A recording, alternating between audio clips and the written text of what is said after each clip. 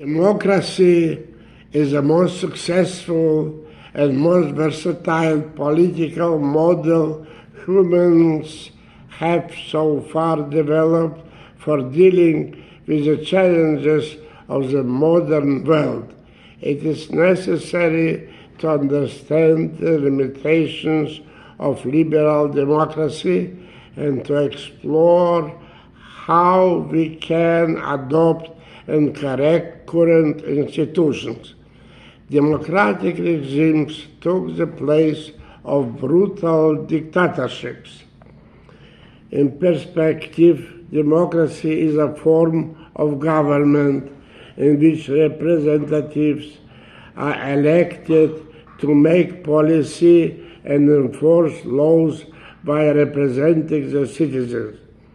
There is a plurality of virtues here, including first, the intrinsic importance of political participation and freedom in human life. Second, the instrumental importance of political incentives in keeping governments responsible and accountable. And third, the constructive role of democracy in the formation of values and the understanding of needs, rights, and duties. All this is present in America's political life. But the last time the Democratic Party acquired an inclination towards socialism that doesn't blend with democracy. The last election in the United States of America shows that basic changes need to be.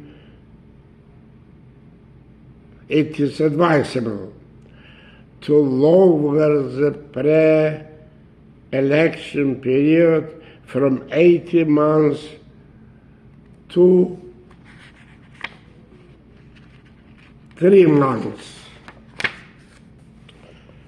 To charge the party leaders with the task to check every candidate before allowing them to participate in the election process. CIA, FBI, press, to prohibit any kind of personal insults in the debates, to lower the number of members of Congress to 100, perfecting the arrangements for passing new laws, to limit the election terms of senators and congressmen to 2 terms. Every candidate for election should write his autobiography and manifest of political ideas, publish them on the internet for information of all citizens of America. Prohibit funds collection of any kind for election purposes. The government should finance the expenses for every presidential candidate approximately in the amount of not exceeding $1 million, and for congressional candidates an amount of $100,000. President debates should follow simply rules. Moderator should pose the same problem question to both candidates. Candidates' response should be structured the same way. Each candidate should explain his own understanding of the problem, propose a tactical way to implement the resolution, explain the difference in solution approached by his opponent. The time has come for the abolition of the rights to organize street protests by citizens of our country, which usually ends in riots. This became possible with the emergence of the Internet, which created the condition for a more civilized form of protest by speaking their claims to the government. Every American citizen, regardless of party affiliation, can express their opinion on any political, economic, or social issue without fear of any persecution.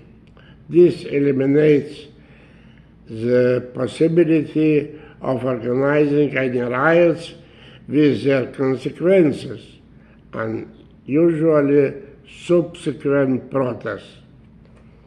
If we want to have controllable and fair elections, we should install video in every room where our citizens vote and where the votes are counted. The age of elected president of the United States of America shouldn't exceed 60. It seems to us that such changes can improve democracy. Above other organizational changes that can lead to significant savings in the maintenance of the state apparatus. However, it is more important to make changes in the political sphere. The democratic principles are that parties participating in elections must compete to achieve victory, but not to fight with each other. We have witnessed how the Democratic Party behaved after the people of America chose Donald Trump as their president. During and after the election, Democratic Party initiated bullying, surveillance, and investigation into Russian aid, which means Trump allegedly occupies the White House illegally. He was slared and accused of all non-existent sins, while he has fulfilled all campaign promises. He was not allowed to work normally, to work peacefully even for a single day. All this is not accidental. Propaganda is being carried out in the country, especially among college students, spreading out Marxism ideas and the need to introduce a socialist-like system.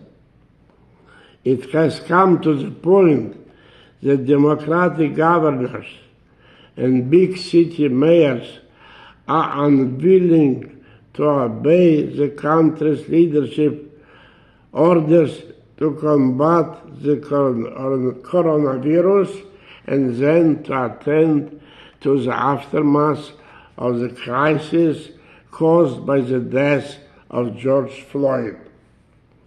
These actions,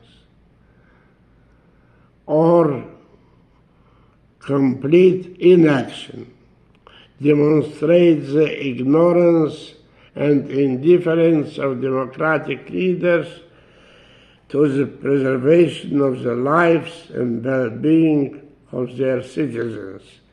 The refusal of these officials to follow the federal directive and accept the federal government's assistance shows that Democrats see bigger benefits in worsening the situation in citizens and taking advantage of it. In the same vein, the crimes of local terrorists are protected. These events and actions should be followed by a thorough investigation by the competent investigative authorities and to find out whether this is a cover-up for local terrorists. The government should urgently develop measures which will eliminate the possibility of uprising in our country forever. We must make every effort to preserve and develop the capitalistic and democratic system, eliminating its existing shortcomings over which the American people have been working hard and successful for 240 years.